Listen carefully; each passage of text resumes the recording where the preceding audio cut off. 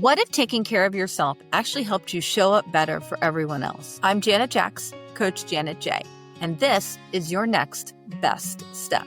This podcast is about real doable shifts that help you breathe easier and move forward one step at a time. If you've been carrying the weight of too much for too long and waiting for things to calm down before you start caring for yourself, this is your sign. The time is now. Let's begin where you are.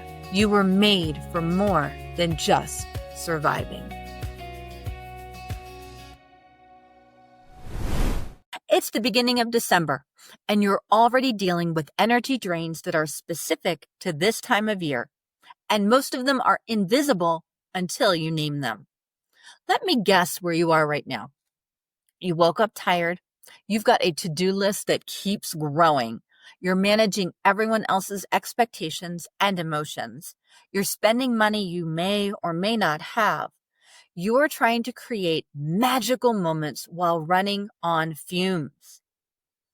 And there's this constant low-level anxiety humming in the background. Sound familiar?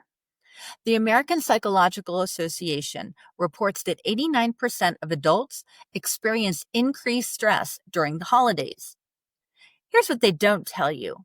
It's not the holidays themselves that drain you. It's the specific things you're doing or carrying that are acting like holiday energy vampires.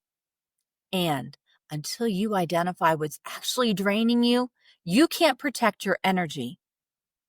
Isaiah 40 says something powerful. He gives strength to the weary and increases power of the weak. Even youths grow tired and weary, and young men stumble and fall. But those who hope in the Lord will renew their strength. Does it say stop being tired? Nope. It says God gives strength to the weary, which means acknowledging you're weary is the starting point for renewal. Here's the thing. You can't just pray for more energy and keep doing the same draining things. God gives you strength, but you also have to protect that strength by being strategic about what drains it. Today, we're doing an energy audit. We're going to identify the specific December energy vampires sucking you dry so that you can make strategic choices about what to eliminate, delegate, or change. Let me walk you through the 5 biggest energy vampires specific to December. As I go through these, notice which ones resonate most with you. Vampire number 1, the performance pressure. This is pressure to make everything look perfect, feel magical, be Pinterest or Instagram worthy. You're not just hosting dinner, you're producing a performance. You're not just buying gifts, you're curating an experience. You're not just decorating, you're creating a backdrop for memories. Research from Stanford shows that social comparison, which is rampant on social media during the holidays, increases cortisol levels by 21%. Every time you see someone else's perfect Christmas and compare it to yours, you are literally stressing your body. The energy drain happens because perfectionism requires constant vigilance. You can't just make a meal. You have to make it Pinterest worthy. You just can't wrap gifts. They have to look professional. Here's the truth. Nobody remembers perfect. They remember present. Your kids will remember you laughing with them, not whether the table settings matched. Your family will remember feeling loved, not whether you made 12 kinds of cookies versus 3. Vampire number 2, the emotional labor load. This is the invisible work of managing everyone else's feelings, expectations, and needs. You're not just planning Christmas. You're managing an in-law's disappointment that you're not hosting this year. You're not just buying gifts. You're trying to predict what will make everyone happy. You're not just making dinner. You are navigating everyone's dietary preferences, hurt feelings about past holidays, and complicated family dynamics. Research shows that emotional labor, managing others' feelings, depletes your glucose levels faster than cognitive work. In other words, dealing with your sister's drama takes more energy than writing a complex report at work. And women carry a disproportionate amount of emotional labor during the holidays. You're the one remembering birthdays, managing family tensions, making sure everyone feels included. This is exhausting. And it's largely invisible, which means nobody really appreciates how much energy it takes. Vampire number 3, the financial stress. Even if you can afford it, spending extra money can create stress. Research from the Journal of Neuroscience shows that financial stress activates the same brain regions as physical pain. Every purchase, every budget calculation, every decision about how much to spend on whom. It all adds up. And the holidays come with unique financial pressures. Gifts for more people than usual, travel expenses, special foods and entertaining costs, pressure to keep up with what others are spending, guilt if you can't afford what you think you should provide. Even if you're financially comfortable, the mental load of tracking spending, comparing prices, and making financial decisions is draining. Vampire number 4, the recreating or avoiding of the past. This one is sneaky. For some of you, you are exhausting yourself trying to recreate the perfect Christmases you remember from childhood. You are trying to give your kids or family what you had or what you wish you had. For others, you're exhausting yourself trying to avoid repeating painful patterns from your past. You are hyper-vigilant about not letting this Christmas be like one of those Christmases. Either way, you're not actually present in this December. You're trying to control the past or future, which is impossible and exhausting. Vampire 5, the open loop overload. This is having too many unfinished tasks circling in your brain. Research shows that having too many mental loops, things you've committed to but haven't completed, increases cortisol by up to 48%. And December is full of open loops.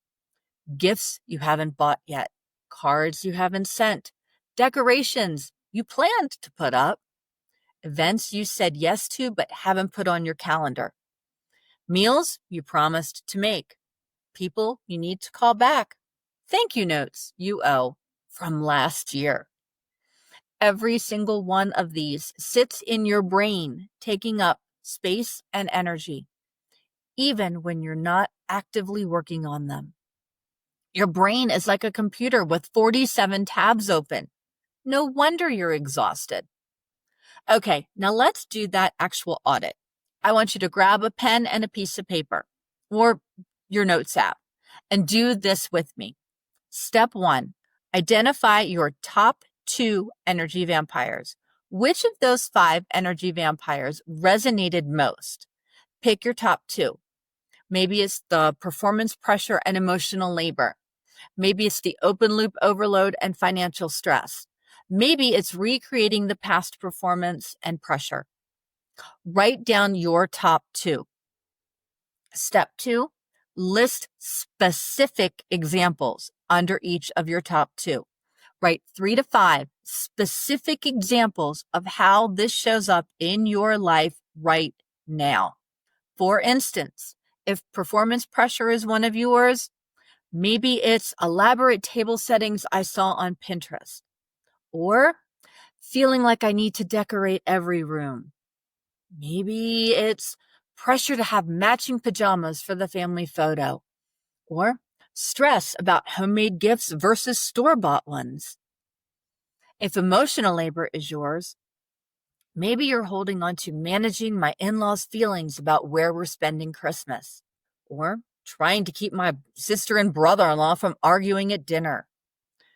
Maybe it's fielding texts from family members about who's bringing what, or worrying about my daughter's disappointment if we don't do certain traditions. Be specific. Name the actual things draining you. Step 3, apply the Eliminate, Delegate, Simplify framework. Now, go through each specific example and categorize it. Can I eliminate it entirely? Just not do it. Can I delegate this to someone else? Ask for help. Can I simplify this to a good enough version? Lower the standard. For example, the elaborate table settings. Maybe eliminate. Use everyday dishes that go in the dishwasher. Matching pajama photo? Eliminate. Maybe skip it this year. Homemade gifts? Simplify. Make one kind, not 5. Managing mom-in-law's feelings about Christmas? Delegate. Let her talk to your spouse or a sibling. Brother-sister-in-law argument? Eliminate. Set a boundary. If anyone argues, dinner ends early. Be ruthless here. Everything is optional except basic functioning and actual relationship connection. Step 4, commit to your top 3 changes. Circle the 3 most impactful changes, the ones that will give you back the most energy. Write them down again. Somewhere you will see them. Maybe your bathroom mirror, maybe your phone wallpaper, maybe a sticky note on your dashboard. These are non-negotiables for protecting your energy this December. Remember what Isaiah said. Those who hope in the Lord will renew their strength. They will soar on wings like eagles. They will run and not grow weary. They will walk and not be faint. Renewing your strength isn't just about resting more, though rest helps. It's about strategically removing the things that drain your strength unnecessarily. God gives you energy, and He also gives you wisdom to protect that energy. Do you remember back in episode 13 where we talked about the hidden cost of always saying yes? This is that principle specifically applied to December. Every yes to something draining is a no to something life-giving. When you say yes to elaborate decorations, you could be saying no to time with your kids. When you're saying yes to managing everyone's emotions, you're saying no to your own emotional health. When you say yes to financial stress for perfect gifts, you're saying no to peace. Here's what I want you to remember. Saying no to an energy vampire is not selfish. It's stewardship. You are stewarding the limited energy God's given you. You are being strategic about how you spend your strength so you have something left for what actually matters. Jesus regularly withdrew from crowds to rest and pray. He said no to good things to say yes to the best things. He protected his energy by setting boundaries around his time. If Jesus needed to protect his energy, you definitely do. Here are some practical energy protection strategies for performance pressure. Set a good enough standard and stick to it. Limit social media scrolling, especially Pinterest and Instagram. Remind yourself, no one remembers perfect. They remember present. For emotional labor, stop managing other people's feelings. They're adults. Set clear boundaries. I'm not mediating between the two of you this year. Practice this phrase. I trust you can handle this. For financial stress, set a firm budget before you shop. Agree with your spouse or partner on spending limits. Remember, love is not measured in dollars. For recreating or avoiding the past, practice being present in this year's Christmas. Let go of perfection from memory. It wasn't actually perfect. Give yourself permission for things to be different. For open loop overload, write down all of your commitments. Get them out of your head. Eliminate at least 30% of them. Close loops by deciding not this year on some things. Here's your challenge this week. I'll admit it's actually 3 steps, not 1. First, complete the energy audit. Don't skip it. Actually write it down. Second, implement your top 3 energy protection changes this week, not someday. Third, tell one person. Share what you're eliminating or changing with someone who will support you, not judge you. And then notice how it feels. When you eliminate the elaborate table setting and use everyday dishes, notice the relief. When you delegate shopping to your spouse, notice the freed up time. When you simplify your decorating, notice your peace. Your body will tell you this was the right choice. Listen to it. You might feel guilty at first. That's normal. However, underneath the guilt, you'll find relief. And that relief is God's way of confirming you're protecting the energy He gave you. On Wednesday, we're talking about something really tender. Navigating the holidays when there's an empty chair at the table. Grief during the most wonderful time of the year. If you did the energy audit, I'd love to hear what you discovered. And what's your biggest energy vampire this December? Sometimes just naming it out loud reduces its power over you.